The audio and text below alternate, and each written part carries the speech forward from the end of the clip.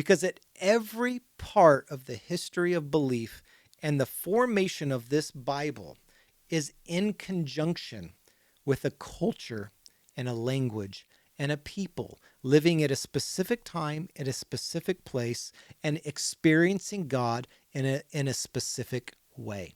And that shapes how they talk, how they write, how they compile, how they organize, how they edit, how they shape this thing that we call the Bible.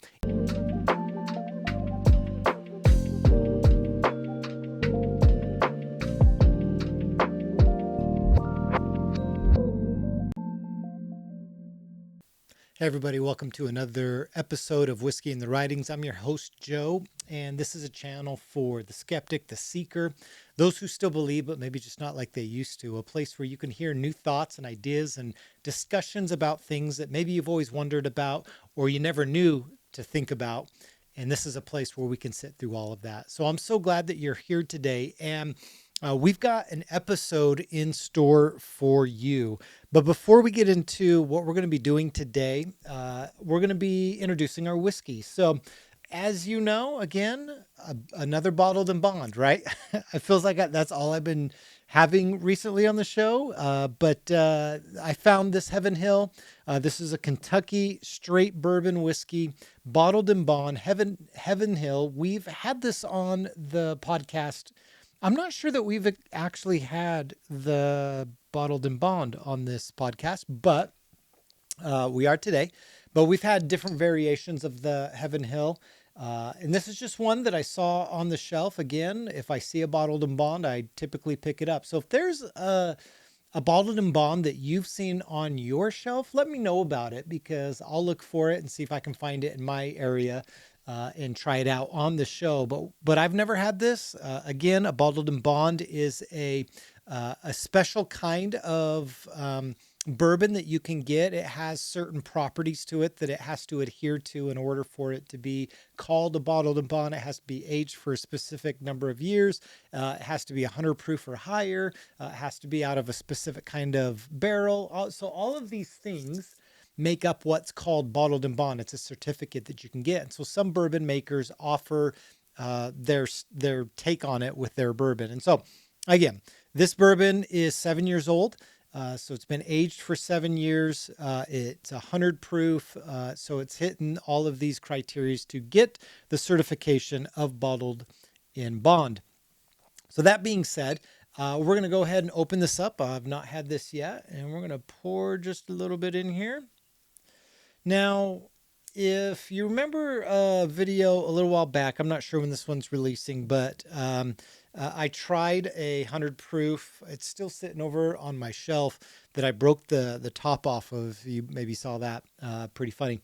Kept in all of that, but it was very potent, and it needed to breathe. And I actually I took a sip on the episode. I think I have it. Let me just show you.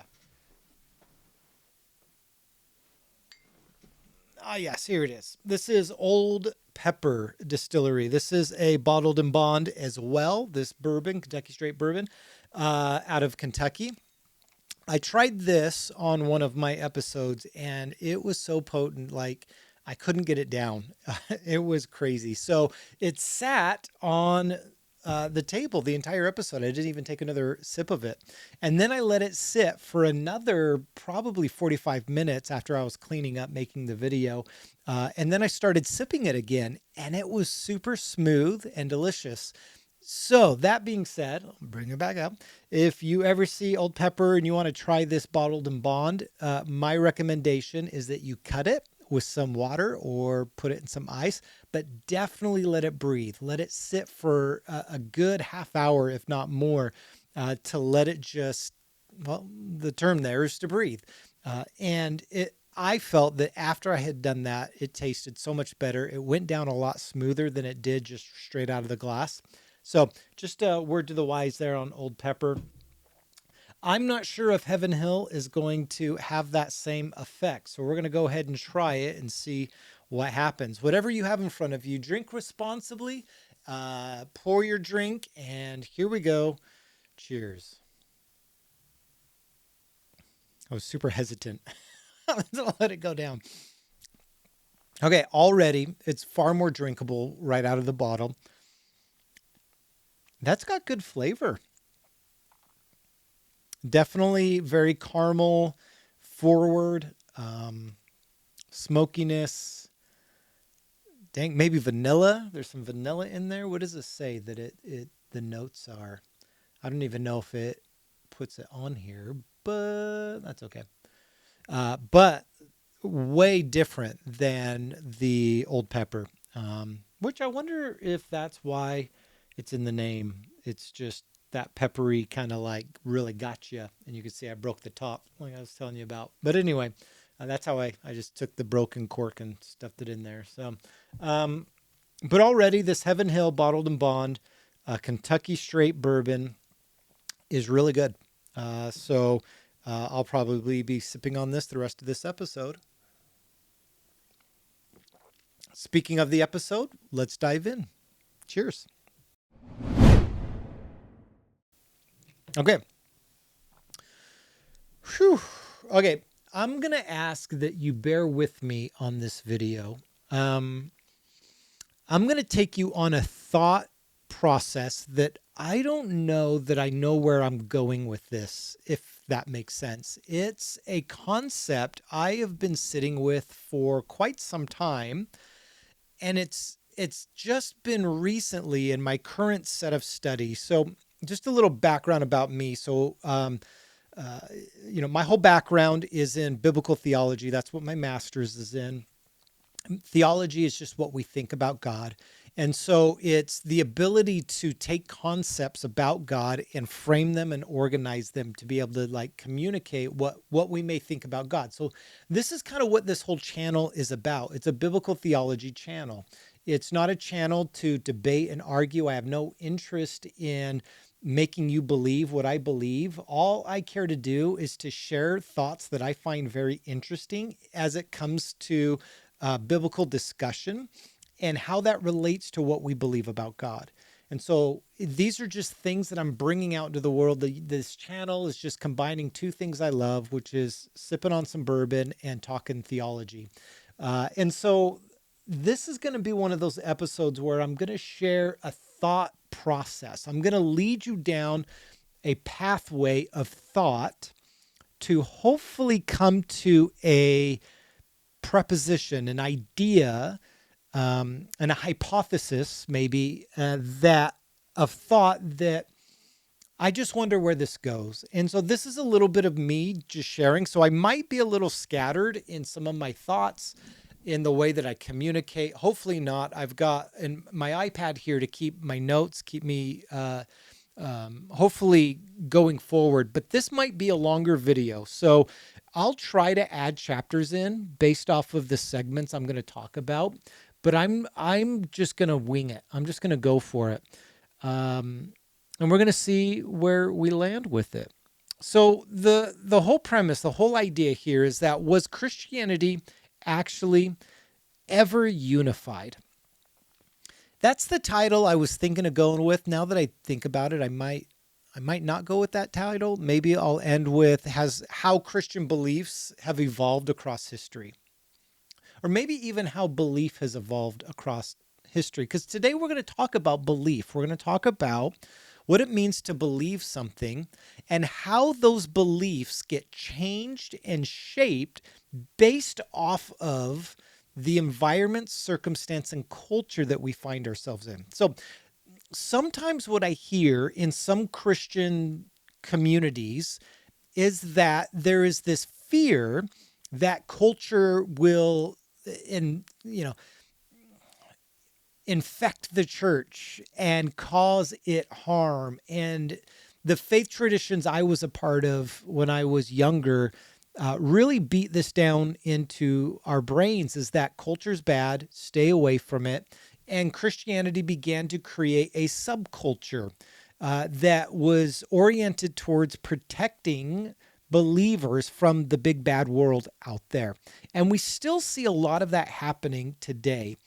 And what I have discovered through my years of study and what I'm going to try to communicate on this video is that culture and communities have always been shaping belief about God and how we respond in our belief about God. So yeah, so that's where we're going to go today. If I feel a little like kind of, I don't know, unedited or very much unfiltered in some of the things I say, maybe even it feels like I'm processing a lot. It's because I am. On this video, I'm going to be processing out loud with you as I go on this journey. Now, the things that I'm going to present to you may be new to some of you. And so I want to give you some of where I'm getting this information from. Okay. So it's not just Joe like revelation. It's through the studies I've done, the books I've been reading, that history, primarily history books that I've been reading that have unearthed, as if you were to say, revealed to me, uncovered to me, the complicated way in which things have come to be known as beliefs. So we're going to walk through some of those. Some of them you will be familiar with. Some of them you may not be familiar with. But I want to share with you a few books that you may want to have in your library that may be helpful to you if you go on this journey yourself. The first one is a book I've introduced in the past. It is Bridging the Testaments. It's written by George Athas, Professor George Athas, PhD, University of Sydney. And so this has been a huge book. The whole point of this book is a history and theology of God's people in the Second Temple period. So this is all about Second Temple, how the people of God began to form their identity when and after they returned from exile in Babylon, when the Persian Empire took over. So this has been a profound book that I've been drawing a lot out of. I highly recommend it if you really want to understand the history leading up to Jesus, from the return from exile leading up to the time of Jesus. This has been an incredible book. It's accessible. It is a textbook, but it is accessible. And so I highly recommend it. This has been a great find for me. The other book that I will recommend is a book called Why the Bible Began. This book is by Jacob Wright. Why the Bible Began. Now, I don't know much about Jacob Wright. I watched a video one time on YouTube by Dan McClellan, who is a very big, prominent YouTuber or content creator, scholar, biblical scholar. I don't agree with where Dan McClellan lands on a lot of things. So I just want to say that right now. There's quite a bit that I go, I see where you're heading. I don't know that I would draw that conclusion. Things like univocality, I think is how he calls it, where he would argue that there is no overarching meta-narrative that ties these biblical texts together. Okay, so there's a lot of like solid reasons why he argues that. Things that are very much scholarly driven. And at any rate, I was watching, this hit my desk. I was watching a video of his. I'm going to sit back here because I made a lot of talking. I was watching a video of his about the biblical text, and he recommended this book, Why the Bible Began, and I found what he was saying compelling enough for me to grab it. Jacob Wright wrote it, and again, it goes into these narratives that are underneath the biblical text that you don't know are there because the biblical texts don't clue you into it, but they are there driving the flow of the creation of these texts that we call the Bible, and the arrangement and how they all came to be. So another great book. Again, I don't know where he lands. Like if you're someone that only wants to read literature that fits your camp of thought, this may not fit in that. I don't know. But it is still fascinating. I'm one, my personal philosophy around this, you should always be hearing what other people are saying. And so like Dan McClellan, I love watching his videos. A lot of the times I learn quite a bit from him, and even how to actually communicate my thoughts in relation to how he's communicating his. It helps gives me language, and it helps me frame maybe some of the thoughts I'm having in a better way. All that to say, that's another great book. I also want to say I've been highly influenced. This one's digital. It's on my Kindle. This is The Story of Christianity. So this is called The Story of Christianity by Gonzalez. By Gonzalez, history professor. The early church to the dawn of the Reformation is with this one. This is part 1, volume 1. There is a volume 2. I've read that one too, and that also informed a lot of the conversation we're going to have today. So we have Why the Bible Began, Bridging the Testaments, The Story of Christianity, volume 1, and volume 2 by Gonzalez. These are the works that I'm using to frame some of the things I'm just going to speak plainly to you about, but just know these are the theological works, the history books that I'm reading that are actually informing my theological outtake from the information I'm gaining from these writings. Hopefully that makes sense. And I'll probably be drawing on a lot of other literature that I'm not naming here. I am using today a different Bible. Today, I am using the NRSV Bible. This is the New Oxford Annotated Bible, has the Apocrypha in it, which I appreciate. This is considered the Scholar's Bible. So it's just probably, it can be a little clunky in its reading because of the way it's going to phrase things. It's not like the NLT that's going to be a little bit more readable.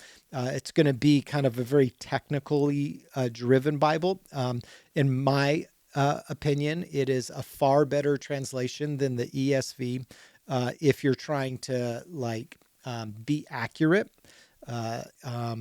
And we won't go any further than that. I know that there are some online that would say this is not a good Bible. They are, I would argue, uneducated on the topic regarding how translations work and why the NSRV is the most widely accepted pastoral Bible and scholarly Bible on the market. So that being said, if you want a good study Bible, the NRSV Oxford Annotated Bible is definitely worth the pickup. All of these books will be in the show notes as well for you to go online and get a copy yourself if you so desire.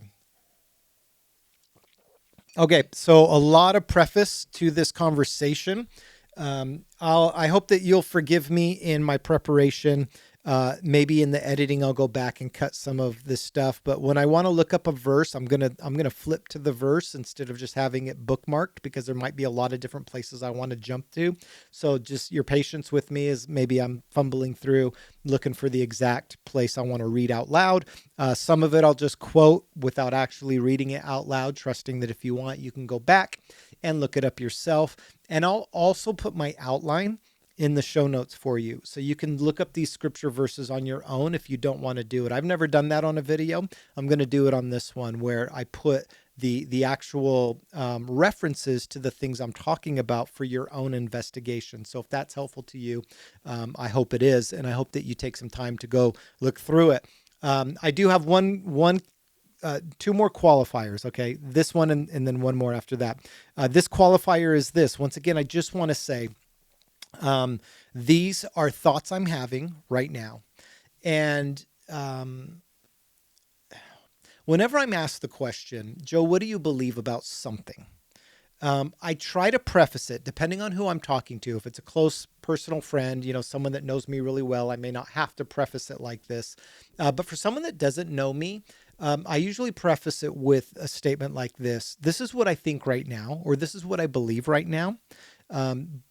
But ask me again in a week, and I might think something different about it because I spend my free time reading and studying and thinking and researching different biblical topics. And the more I grow and the more I learn, the more I expand on the information I've been given, and that takes me into new places of thought and exploration. And I think that's the beauty of faith that the God of the universe invites us all into.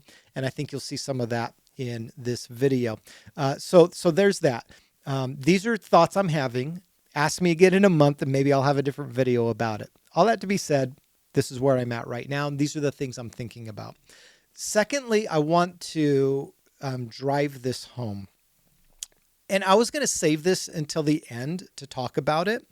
But I actually want to make it at the very front because I'm going to get into some things that are going to, if you're someone who enjoys theological content and discussion and dialogue, you might hear some things that might make you say, where's Joe going with this? And almost as if that there's a part of me kind of entertaining relativism, which is to essentially say I'm taking away any type of authority in the Bible for our lives. And so I'm gonna start with this because I think this will be the critique for the people that will only listen to 5 minutes before they turn me off. Because I get those people like I listened to 3 minutes and it was garbage and so I'm done. I'm like, okay, whatever. So let me just start with my closing so that then I can go back in and create space in your mind and your heart to entertain maybe some of the things I'm saying. So here's some thoughts. My theological landing on the things I'm going to talk about. So, I believe that the biblical text, as we have right here, as a bound volume of literature, 66 books that make up what we call our Bibles, with all the complexity that it is, has its primacy on Jesus. What do I mean by that? Whatever we want to think about what the Bible's doing and saying, I believe that the action forward for all people who want to live by it is to center their values and ethics and purposes around the person of Jesus. And so I would say this, that Jesus espoused two things, or we see two things through the kingdom of Jesus. One, we see the primacy of love. Okay, so you've got in Matthew 22 to 40, like these deep theological, historical writings about how Jesus acted and interacted in the world. You have Mark 12, 28 to 34, John 13, 34 and 35, these primary texts that talk about that love is at its core the way of Jesus, and anything outside of that, anything that takes us outside of the way of Jesus, which is to do two things: love God and love others.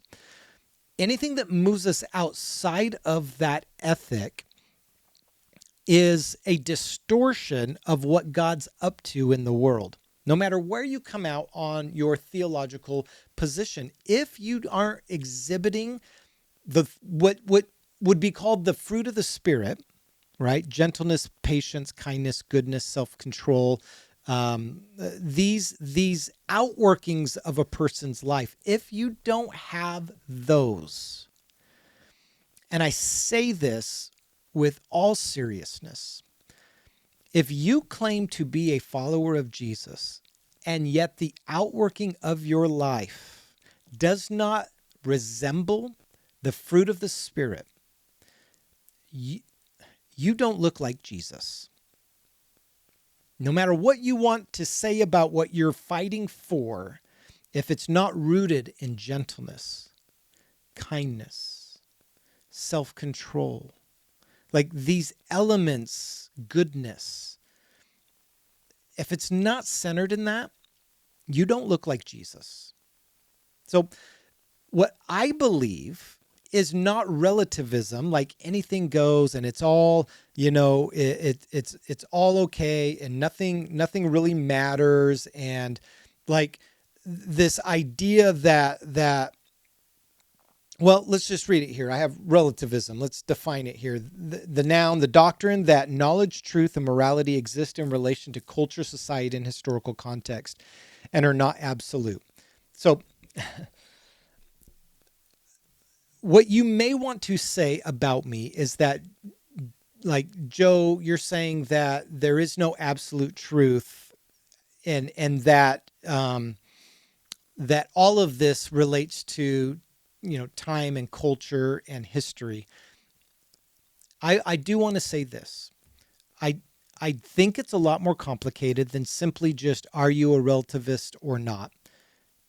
Two, I would argue that my own theological framework is centered in Jesus. And I think that Jesus, um, when it's said that he is the way, the truth, and the life, and no one comes to the Father but through him, I do believe that all roads lead through Jesus. Okay. So, uh, and right, that might make me sound crazy, but if we want to look at the person of Jesus, the way that he invites us into his um, stratosphere of kingdom living is the best way to be human. Okay. And what we know about Jesus, i.e., through the biographies of him, are in fact accurate, though theologically in nature, reflections of Jesus as he pertains to our lives today. So I guess for me, I'm ending with this reality that my theological landing is anchored in Jesus. I want to point us to look at the person of Jesus and say, what is he inviting us into? And I think that unity in Christ is also without uniformity, which is to say that like in Ephesians 4 and Corinthians 12, you have Paul indicating a diversity in and amongst the body of people who are Jesus people, and that we are all very different, and we come to the body of Jesus, very differently. So it's this concept that Paul introduces of unity and difference, or unity without uniformity. And I'm perfectly comfortable with that. Maybe you're not. Maybe you think that the ideal of Jesus saying, I wish that they are one as you and I are one, you think that has to look like a specific way of living out your Christian life that everyone should follow. I would argue that when Jesus said that I pray that they be one like you and I are one, this is centered in a relational, love centered capacity. Okay, this isn't about uniformity. The goal isn't that we all look the same, act the same, believe the same. And what you're going to find is that all throughout Christian history, no one has ever believed all of the things for all people in all time. It just never happened. All belief in God has been a transition of one new theological idea to another, or one way to express a theological idea to another. Again, our thoughts about God, what we think God is up to and what we think God is doing. There has always been diversity, always.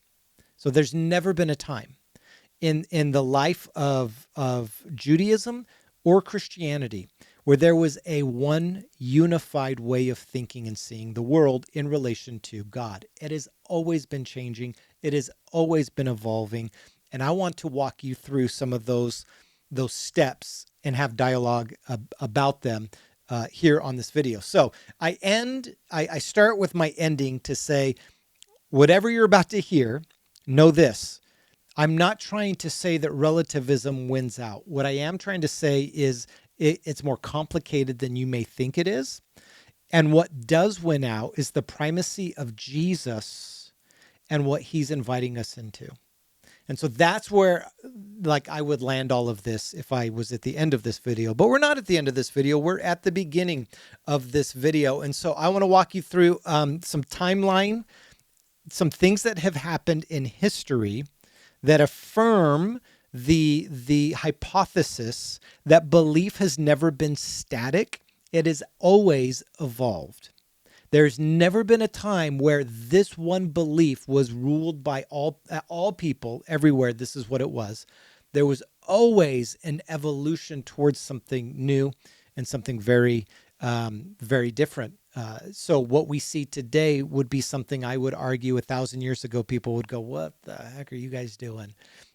Something that was happening 1,000 years ago, another 1,000 years back, they would be saying, what are you guys talking about? There has always been advances in concepts and ideas, and this idea of a fixed belief system, which is what a lot of like Protestant churches, evangelicals want to espouse as the only way forward, has just never been a true reality of the history of belief. Got it. So again, I told you this might be long, and because I'm doing a little bit of like mental vomiting out on this video today, but I want to walk you through a couple key elements. All right, so we're going to start with the post-exile, which I've been reading quite a bit about in the past couple months. Maybe, yeah, what is it?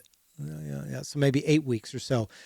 This is where all of my like reading has gone to, is working through what exactly was happening when those who were taken off into captivity by the Babylonians, when the Babylonians lost power and the Persians took over, when Cyrus the Great conquered and took over the territories that the Babylonians had previously conquered. What happened from there, and how did Jerusalem, how did Judea and Samaria understand each other in relation to those events? And so okay. So let's talk about the return from exile. These are stories that are told in Ezra, Nehemiah. They're also prophesied through prophets like Zechariah and Haggai, where you get these stories of a time when the Persian king, Cyrus, released the captive Israelites in Babylon to go home to Jerusalem, where they were taken from, and to rebuild the temple in Jerusalem. Okay, so it seems pretty straightforward, right? What I want to do is I want to step out of that framework and actually talk about what's happening around them at this time. Okay, so when it comes to the Persian empires, there's something you need to know about them. The Persians didn't have a masses of people. So like when you think of the Assyrians and you think of the Babylonians, you have this huge populous group that lived in those regions. So when they would conquer a certain region, they would deport or execute the inhabitants of that region, and then they would import their own people into the region to then begin to bring about their ways of seeing the world in that region. It was a way to stamp out a culture and bring in a new culture. And so this happened in the northern empire called Israel. So after King David, you have his son Solomon. And then you have a succession of kings that are in the biblical narrative at each other's throats, and they divide the kingdom, a north and a south. The northern part of the southern Levant was called Israel, and the southern part was called Judea or Benjamin, these two regions. Out of the 12 tribes, 10 of the tribes existed in the Israel portion, the northern part. And when you say Israel, it can be confusing because oftentimes we say Israel and we think the whole of all of, Abraham's or Jacob, becoming Israel in the story of Jacob wrestling with God in Genesis. Okay. So when the kings were ruling in that region, they divided. 10 of the tribes existed in the north, called Israel, and 2 of the tribes, Judah and Benjamin, existed in the south, and they were called Judah. Now, the Assyrians, when they came to power, they came down into Israel, and they conquered Israel, the northern kingdom, not the entirety of the kingdom. Judah was left intact.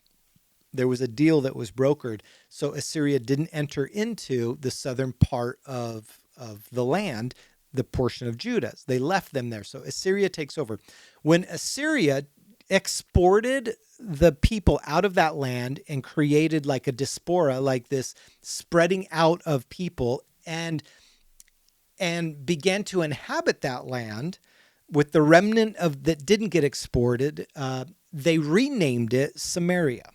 So a popular story in the biographies of Jesus is about Jesus going through the land of Samaria, which is north of Jerusalem.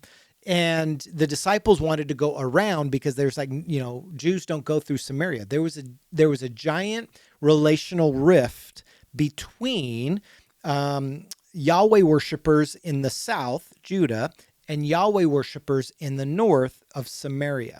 There was a big rift there. So at the time of the Persian Empire, Jerusalem has been destroyed. It's kind of left in ruins.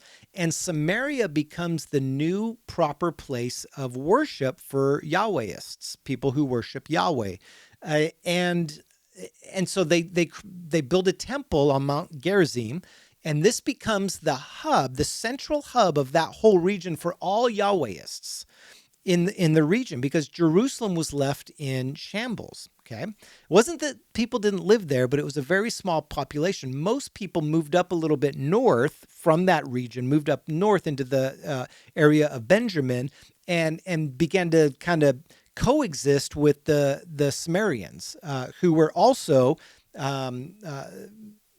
from the line of Abraham, and were I hesitate here because I want to say Judeans and I want to say Jews, and I'm not using those words intentionally because those were terms that came about from the post-exilic time when they returned from exile.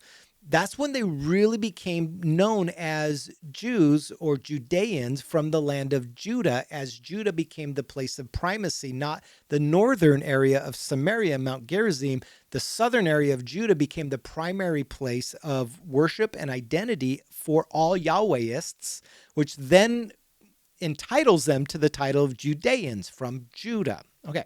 So that came later. So I'm hesitating using those words, but there were remnants of people from both the Assyrian conquest and the Babylonian conquest that still existed in those lands. The lands weren't just vacant. There were people that weren't taken off to exile, that remained there. And these were common people that lived off the land. They created communities for themselves, and found new ways to worship Yahweh in Samaria, as that became the central hub of metropolitan life in that region. Okay, I say all of that to say, when the Persians come to power, they release the captives, those who were taken captive into Babylon, to go back. Now, not all of them went back; only a handful of them went back. Part of those who went back are three groups of people: Zerubbabel. Well, now I can't say it. Zerubbabel. I'm just going to leave it there. It's just showing I can't say the word right now. Joshua the high priest. So those two, Ezra, and then Nehemiah. These become the Zerubbabel and Joshua kind of tied as one. Then you have Ezra, then you have Nehemiah. There were three phases. In the writing of Ezra, you get this 30,000 foot theological treatise on what's actually happening behind the scenes. And there are three main movements. The first movement was Zerubbabel. Golly, why can't I say that right now? And Joshua, the high priest. They go and they rebuild the temple. They create its foundations, and this is told in Ezra.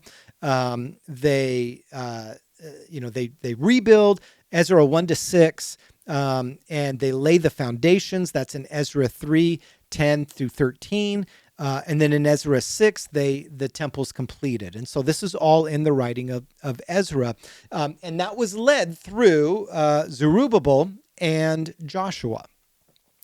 Then you have Ezra's involvement. This is a second phase. Ezra takes all of the scribes and the religious leaders, and he reintroduces Torah observance in the land. He begins to consecrate and reform, as some scholars talk about. He brings in a reformation of the land because at the time there was a high degree of syncretism, which is to say that there was the patron god Yahweh that existed in the land, but also they acknowledged other gods of other lands. And so there was this idea that our patron god of this land is Yahweh, but we also acknowledge that there are other gods that exist as well. And this was happening all throughout Samaria. They worshiped Yahweh, but they worshiped him in conjunction with other gods that were in their regional area. And so when Ezra comes into town in the second phase of returning from exile, he begins to introduce religious reform, and he begins to put the emphasis on Jerusalem as the primary and formal and only accepted and approved place where sacrifices can happen, where one can truly participate in sacrifice, which was a part of the Torah and required for all Yahwehists in the land. They would have to participate in burnt offerings and sacrifices. And Ezra brings in the reform to essentially say that only happens in Jerusalem. Well, that caused a great divide at that time. Those in Samaria, they had a place of worship. And they would argue, well, no, it's here. It's been here for generations now. And you can't just come in and try to change all of that just because you think that's the way it should go. Now, it's interesting to note that the Sumerians, like Sanballat, who was a leader that's mentioned in the writing of Ezra, he was the governor of Samaria at the time. He was the leader of Samaria. And they believed in Torah. They had Torah, but they had their own version of the Torah. But they didn't accept the writings called the prophets, and they didn't accept the writings called the writings. So the Torah, the Hebrew Bible is divided into three segments: the Torah, the Ketuvim, and the Ne'avim. I think that's how you say that, which is essentially the law, the prophets, and the writings. Well, the followers of Yahweh in Samaria didn't acknowledge as authoritative the latter two portions of what we call the Hebrew Bible. They only accepted the Torah, which allowed them to reject a Davidic prophecy, i.e., 2 Samuel, that David's line will endure forever. So they rejected all of that because they wanted to keep the Sumerian temple as the primary house of Yahweh worship. So they did their best to prevent Jerusalem from being rebuilt. And you get some of that story in Ezra and in Nehemiah. Well, the third portion so Zerubbabel and Joshua rebuild the temple. Ezra brings in religious reform. The third segment was Jeremiah.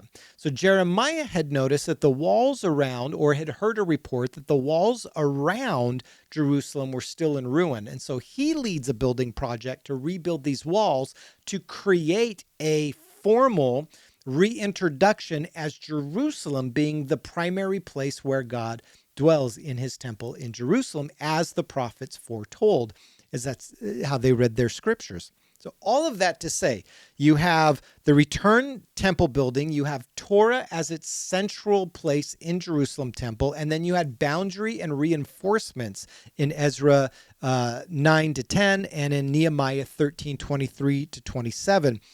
They confront foreign marriages. They rebuke any type of worship that is outside of the exclusivity of Yahweh worship.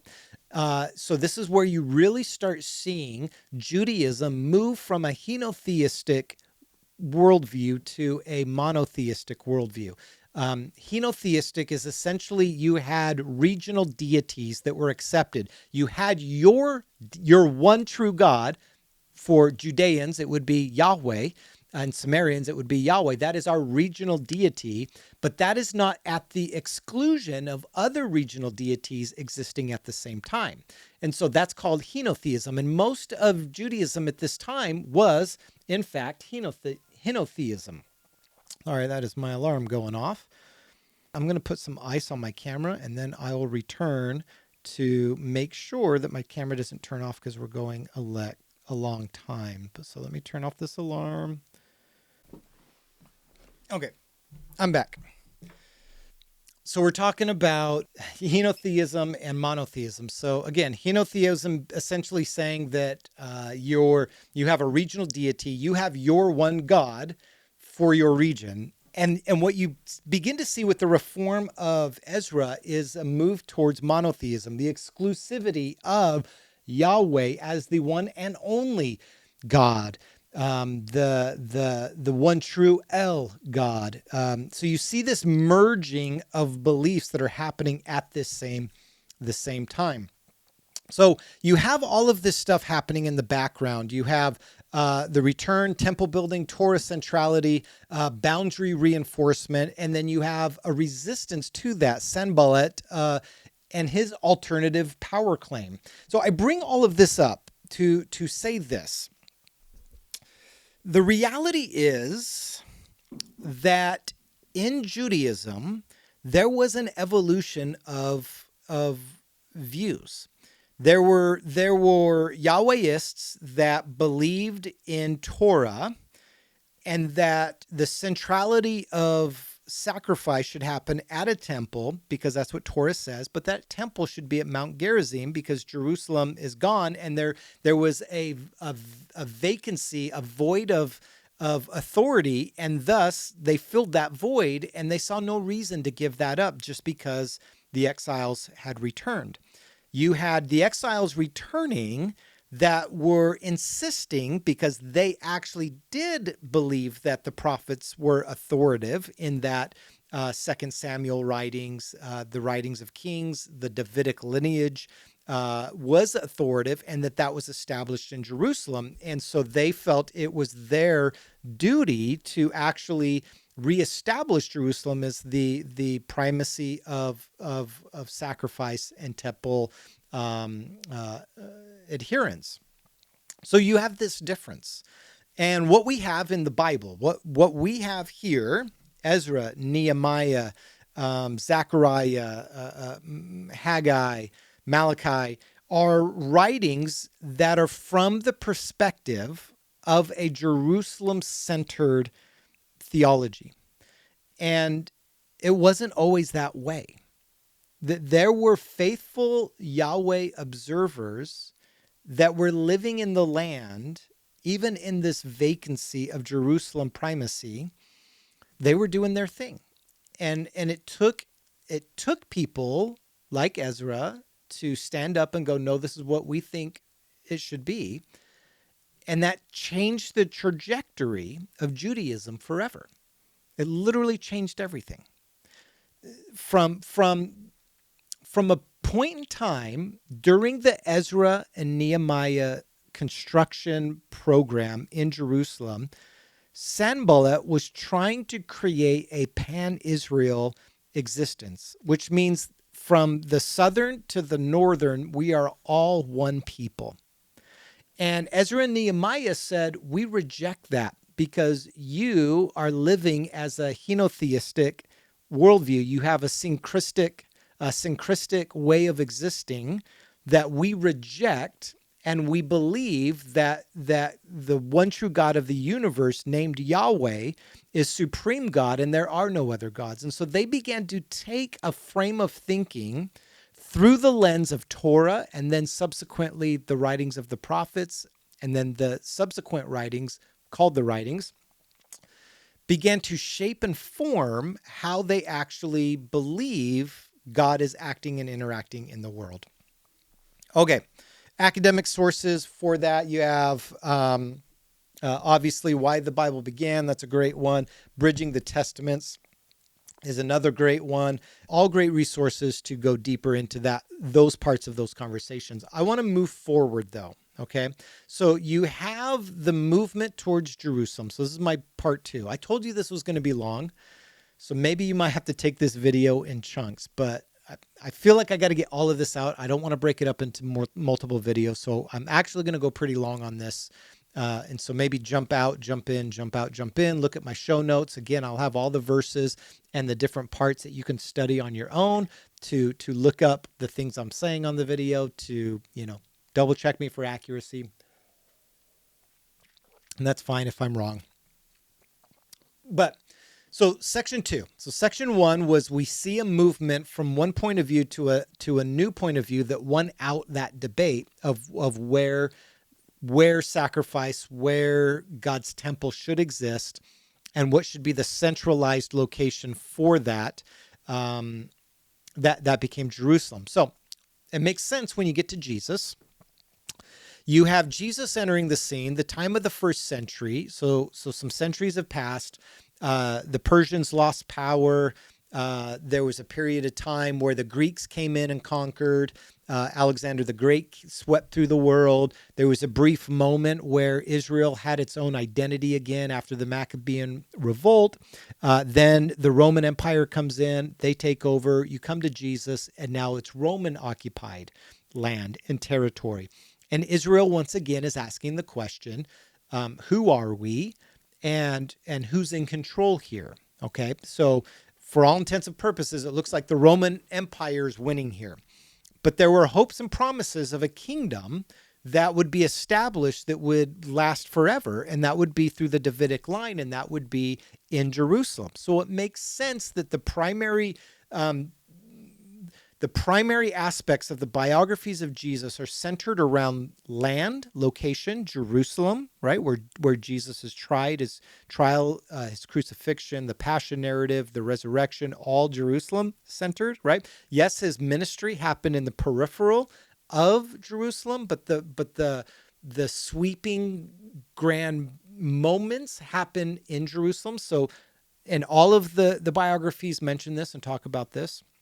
And then you have a person in Jesus who is supposedly from the Davidic line.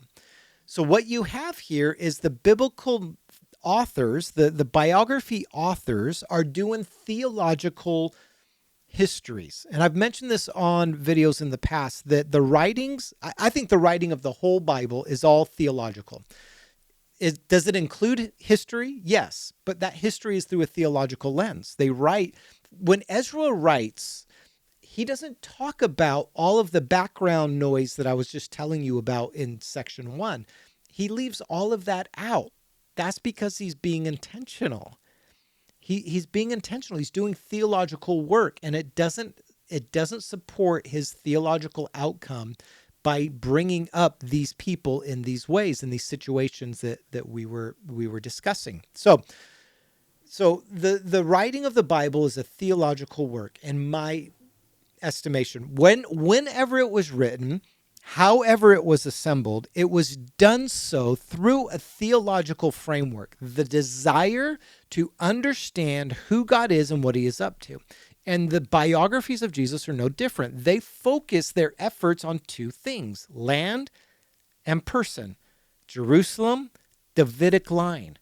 Jesus, right? And his temple, and the temple. So all of these are flowing throughout the biographies. And what Jesus does is incredible. Just like Ezra, Nehemiah begin to move the needle towards Jerusalem and the temple in light of what was happening in Samaria and at Mount Gerizim, they move the theological conversation forward. They argue that what has happened has missed the point. Ezra and Nehemiah would say what has been going on in Samaria at Mount Gerizim and the temple there, and the syncretism that has been happening in Samaria is actually an abomination to God. It is not what God wanted. And so we have to reestablish and reorder ourselves around what God wanted so that we don't get punished again, right? So that's Ezra and Nehemiah's framework. That's Zechariah and Haggai's framework, is how they're trying to communicate. Jesus is no different. Jesus comes on the scene, and essentially his message is that the kingdom of God is come. And his harshest critiques are not to those who are on the peripheral, but the ones who have been leading that movement. Jesus's harshest critique are the very people who who are trying to make Jerusalem its primary source of authority and kingdom centric power in the region. You have the Sadducees, you have the Pharisees, you have the Zealots, the Essenes. They took off, they did their own thing. Even the baptizers in the John the Baptist movement were all about like their belief in what they were doing was actually honoring God. And Jesus comes in and he almost says to all of them, like, you got it all wrong. You got it all wrong. So Jesus, he says things like in Matthew chapter 5, in the Sermon on the Mount, over and over again, he'll say things like, you have heard it say, and then he'll blah, blah, blah, blah, and he'll say, but I say. Jesus is doing something very, very intentional, or at least as it's recorded, the theological reflections on what Jesus was doing was very intentional in that Jesus is essentially saying, hey, the things that you had been doing, you think it works like this, but I say it works like this. And he offers a paradigm shift. Sometimes he does away with the command altogether. Sometimes he affirms the command, but he takes it deeper and further. Or sometimes he slightly adjusts it, or sometimes he does nothing with it. But the reality is that Jesus enters into a conversation and says, but I say to you. He has a new way or a revealed way of actually moving the conversation forward because they had missed the point of it all, right? Just like Ezra and Nehemiah would argue that Sanballat had missed and the Samaritans had missed it. They'd made a mistake, and Ezra and Nehemiah had come in to reestablish and reform and bring it back to right. Some would argue that's what Jesus was doing. Okay, so Jesus enters into that. He talks about how the temple is going to be destroyed and rebuilt in 3 days, of course, talking about his body and what was going to happen to him on the cross and his subsequent resurrection. Like Jesus is redefining belief, what people believed about what God was doing. Jesus entered into the conversation information that would have been new and different to those hearing it. That's why even the biblical writers, the biography writers, they'll even insert themselves. Like John does this all the time. If you read slowly, you'll find the author of the biography of John saying things like, we didn't understand what he meant when he said this. Like, it's this reality that they're reflecting back at this way of thinking that when they heard Jesus say it, it was foreign and different to them, and it shocked them. And to the point when Jesus would talk about, again, in the biographies, you have stories like Jesus saying, hey, I'm going to die. And they're going like, what is he talking about? Or when Jesus says to the disciples, who do people say that I am? And then he predicts his death, and Peter says, no way, that's never going to happen. And then Jesus rebukes Peter. Like, Jesus is talking on a level that is different and new, and he brings new theological frameworks for how to understand God. Okay, this had happened before. It's happening again. Paul takes it a step further. Okay, so you have Paul including the Gentiles into the community of God's people. Now, if Ezra and Nehemiah had heard what Paul was doing, they would have been like appalled at what Paul was doing. The idea that a non-Israelite can participate in the kingdom and inheritance of Abraham without actually being a descendant of or adhering to Torah observance, both of which Paul says they don't have to do that. Like, it's almost like Ezra and Nehemiah would have been rolling in their graves. It's like Ezra and Nehemiah would have been, they would have been, what did we do this all for? If now we're just going to let everybody in, what did we do this for? Maybe the Samaritans were right. I don't know. Maybe that's too far. I don't know. But you have in Acts 10 to 15, you have these debates that are taking place at the Council of Jerusalem where they're trying to understand what is God up to, and they bring forward a new thing. You have the story of Peter's vision. Peter has a vision in Acts where God brings down all of this food on this blanket. Angels are lowering down this food on this blanket, and Peter sees the food and he's like, I've been a faithful follower of Yahweh my entire life, and never have I eaten that unclean food. And then he hears a voice from heaven say, don't call unclean what I've called clean. Okay. I bring this up because this would have been a new thought in this in the trajectory of thinking for a Jewish person. This is unheard of theology. The idea that God, now there are hints. There are definitely hints of God moving in this direction, but no one at that time could pull those pieces together in the way that Jesus did, in the way that Paul did, to actually reveal the true nature of what God was up to in the world. Okay, so let's take it even further out of the New Testament. And so so that's part two. I'm looking at Jesus, the reworking of Torah. We're looking at Paul, of the inclusion of the Gentiles, some academic sources that might be helpful for you to learn about these subjects. N.T. Wright, Jesus and the Victory of God. I've got that one over there. I got that one. Boom, right there. Jesus and the Victory of God. You can read that. It's powerful. You've got E.P. Sanders, Paul and Palestinian Judaism, James Dunn, The New Perspective on Paul, John Barclay, Paul on the Gift. These are all scholarly works by real professionals that are not a content creator like me. Far more learned than I am, but I try to learn from. These all show Judaism in the Second Temple period was diverse, and Jesus was opening up and operating inside that diversity that paved a way forward for something new to take place. Okay, so part three then. So you have post-exilic Judaism, you have Jesus and Paul and their reworking of Judaism. So outside of the New Testament, then you begin to talk about what's called Catholicity, Catholic, which means universal. That's what the word Catholic means. It's universal. It's the universal church.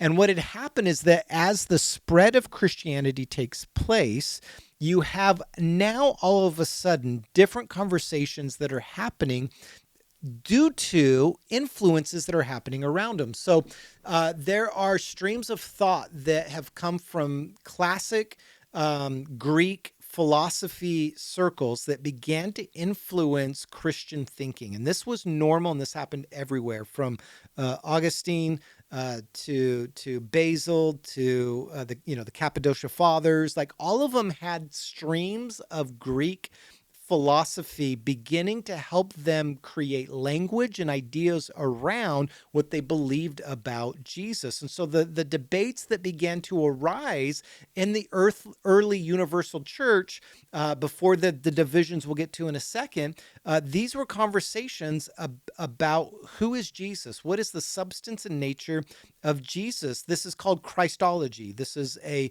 specific type of study. People like Mike Bird, what's the book I have? I have a book from Mike Bird up there that I read years ago called Jesus and something. I'll put that in my show notes too, because where is that book? Mike Bird. Oh, no, over here. I don't have my glasses on, so I can't exactly see. Oh, there it is. Where's my glasses? Let me see if I can see it. Does this even matter? I don't know. I'm doing it anyway.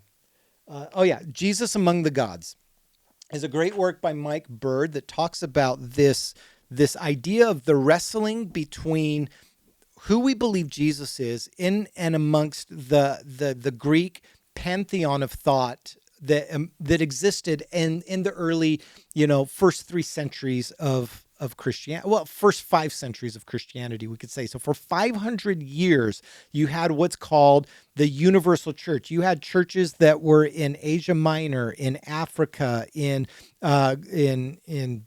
Greece, in Athens, in Rome, and all of these regions where church leaders, churches, communities were growing, and discussions and dialogues and debates and councils are taking place. And all of these are to help form thoughts about what we believe and what we don't believe. And all of those, if you read them, were never clean and cut and easy. When you read the writing of the story of Christianity, the early church, to the dawn of the Reformation, volume 1 of Gonzalez's book, I'll show you again, so you can go pick it up yourself. He does a really good job of explaining the complexity that was happening around these conversations, that it was never clean and easy. In fact, new ways of communicating who Jesus is, who God is, what the Spirit is, and their relationship to each other were all things that were being invented through the lens of a biblical narrative. Like they believe, like in Philippians chapter 2, Colossians chapter 1, John 1, in the beginning God was the Word was with God, the Word was God, he was in the beginning with God, all things were made through him, nothing was made. That whole like opening poem that's taking place in John, like what are we to do with that? They were trying to interpret their scriptures, and by doing so, they were actually creating language to describe and understand the relationship of Jesus and their understanding of what these texts were actually talking about. So you have movements forward in Christian thought, even in the early church. Then shortly after that, you have this what's called the East and West Schism. And what's happening is that there were conversations that were happening between Latin-speaking churches in the West and Greek-speaking churches in the East. Okay, so you have these two churches that are very prominent and doing very well, and the Latin churches had what was called the papal authority. So this is what eventually the Western Latin churches became what we call Roman Catholicism. And they had their authority in their succession of patristic succession is what it's called. So this idea that Peter is the church, he is called, upon this rock I will build my church. So Peter being this foundation to the church, and the succession of Peter is the true leader of the church. And so this is where you have this like patristic succession that leads to a papal authority, the Pope, who has the authority, the one leader. And yes, there are cardinals and people underneath it all. There lots of complexity there. I'm not an expert on Roman Catholicism, so if I'm getting it wrong, if you're a Catholic and you're listening to this and maybe I get something wrong, feel free to call me out. But the idea here is that there was a schism because the Orthodox Church, the Eastern Orthodox Church, was continuing life as normal. They had their meetings to discuss theological conversations, their councils that took place, and eventually the West kind of broke away from that, and it caused a great divide. The Eastern Orthodox Church is saying, we've never had one singular leader. It's always been through the councils that we've been able to make decisions. So we're not going to just follow one singular person to make the decisions for us, because that's never been what we've ever done. So they rejected papal authority. They had liturgical differences. How you go about doing worship, the way that the West was doing it was different than the way the East was doing it. They had political and cultural differences that caused basically a major schism. And this broke these two camps that still exist to this day. There is still a vibrant and alive Eastern Orthodox Church that probably looks more like the earliest churches than any expression of a faith community today.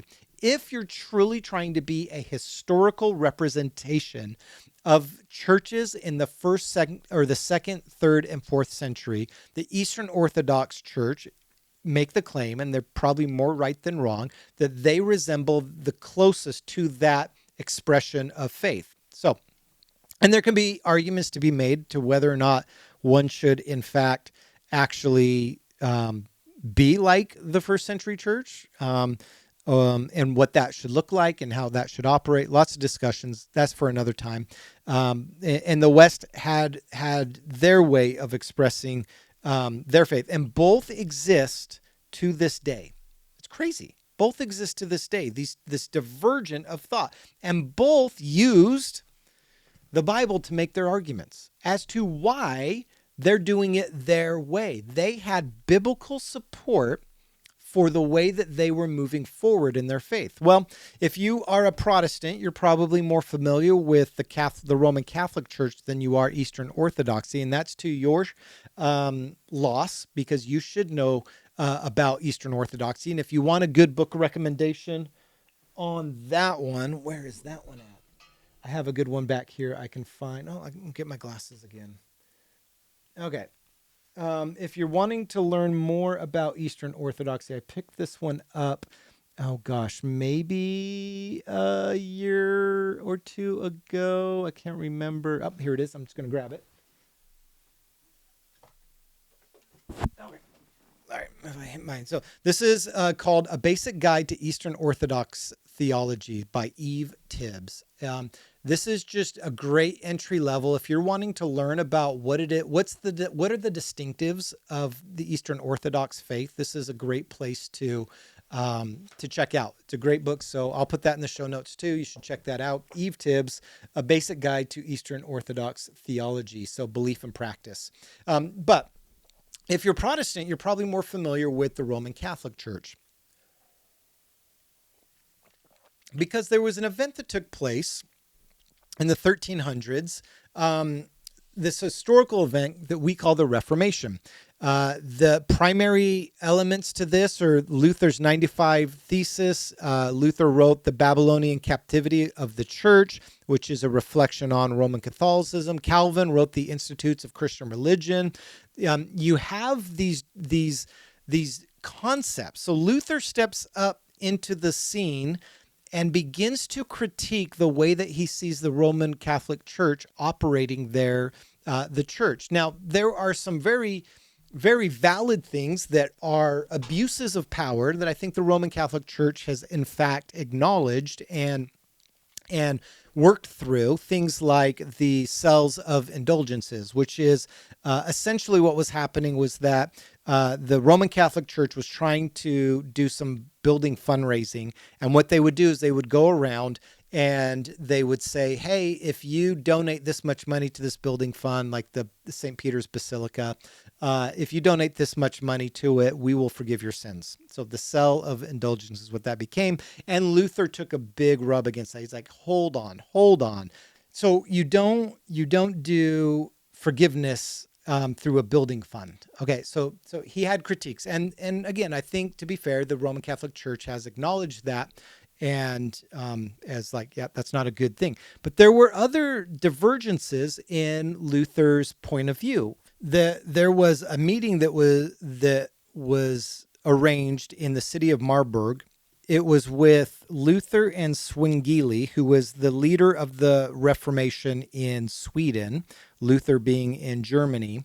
And they had a meeting to talk about, okay, we're at a place where we're in a divergence of like this Roman Catholic existence, and the Protestant movement begins out of these kinds of conversations, not solely this one, but this is an important one. Because in 1531, they have this meeting to discuss what are the elements. So Luther believed that they become the elements of the body and blood of Jesus. And I'm really overly simplifying this, I'm sure. Zwingli in Sweden suggested that it was figuratively they become that. And they had this like, days debate about it. Well, not really a debate, because Zwingli and his team did most of the talking. My point is this: even in the Reformation, you have a beginning movement that's rejecting one point of view that is backed by Scripture, right? Supported by Scripture in the Roman Catholic Church, with the Protestant movement that says, no, I think we got it wrong. backed by scripture, supporting like this. These are the arguments. They're going, I think the Bible affirms my point of view. So even in the Protestant Reformation, you have a difference that's taking place. Then you can move forward out of the Protestant Reformation, and you have all sorts of movements that exist today. I mean, how many different denominations are out there today? You know, just Google it. How many different denominations exist in our world today? Thousands. And the reason is because at some point someone goes, I think this, and this is where it leads. And they maybe start up a new movement, they start up a denomination, and there's new thoughts and ideas. Okay. So as I wrap up, all right, so we've talked about 5 different points here. We talked about the post-exilic Judaism and how thoughts emerged and changed. New thoughts and ideas began to influence the way people had belief. You have Jesus and Paul bringing new information into the conversation that changes belief. You have the early church in the first 500 years of Christianity, all forming belief and having different opinions and different ideas and having discussions about them. You have what becomes the East and West Church with Roman Catholicism and Eastern Orthodoxy. They all have their ideas of how this works. You have the Reformation that steps in with Luther and Calvin and others who begin to say, no, I think this is the way forward. And then out of that, you have all sorts of belief systems that come out of, like, from the Baptist movement to the Methodist movement to Puritans to all of these different groups that begin to shape and form themselves around thoughts that they have and beliefs that they have about Jesus, the Bible, and what he's up to in the world. So, to land this plane, this is kind of where I come back to with all of this. Here's my thought. And if you've stayed with me through this entire video, kudos to you, because I've kind of been rambling and maybe this hasn't been helpful. Who knows? I can't be sure. I'm just in a place where I want to get these thoughts out. So here's how I want to wrap this up.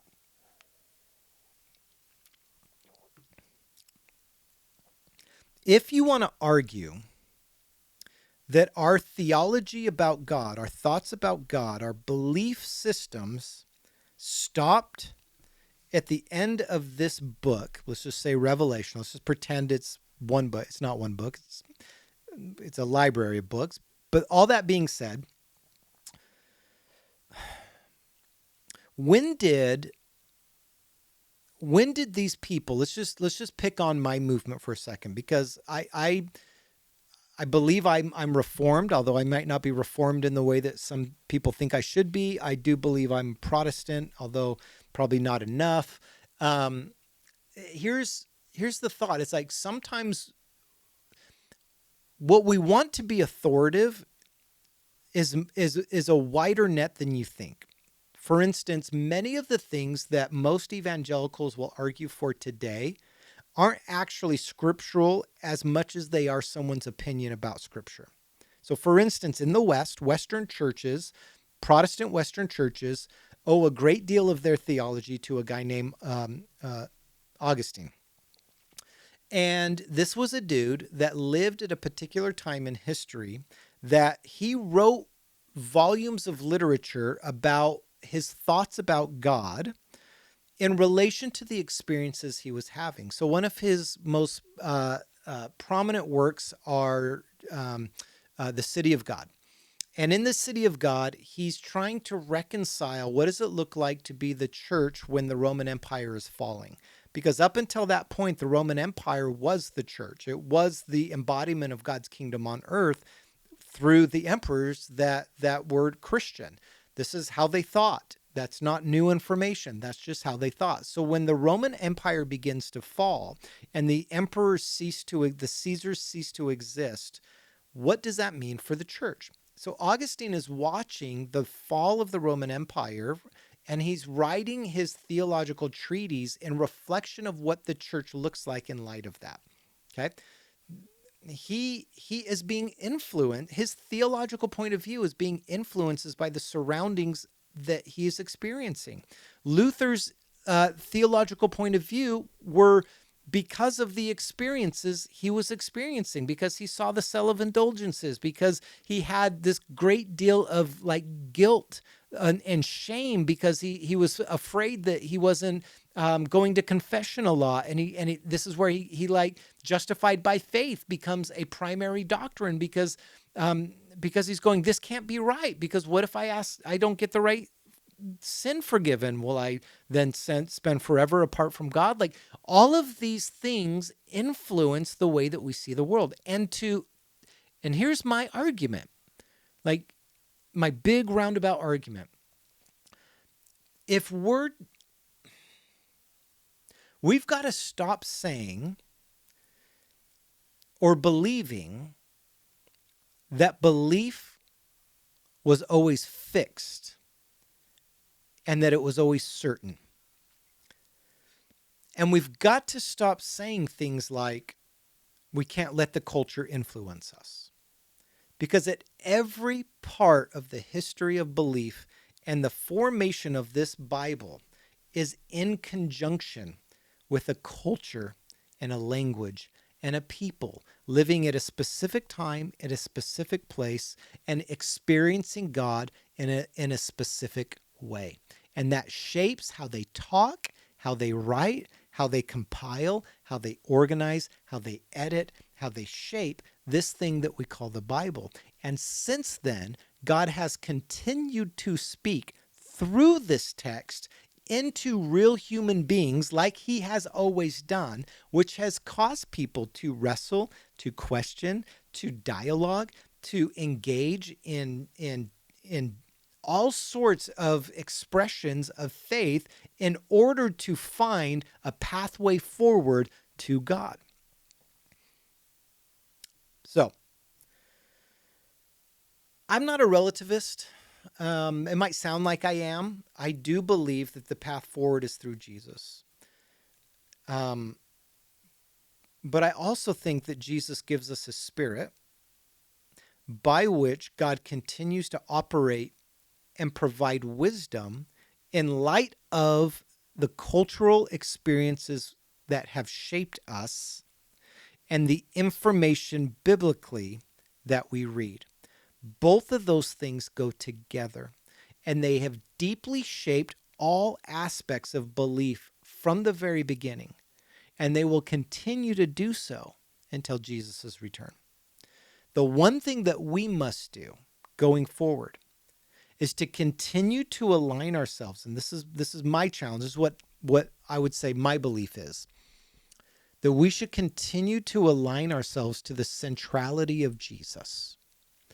That Jesus becomes the fully expressed human that is then modeling for us, and through his resurrection and ascension to the Father is actually empowering us to be that kind of human in the world today.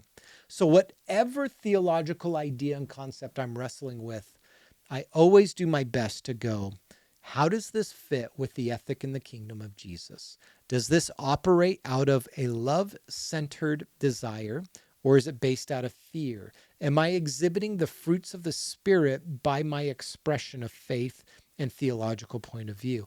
Or am I just being argumentative and trying to cause division?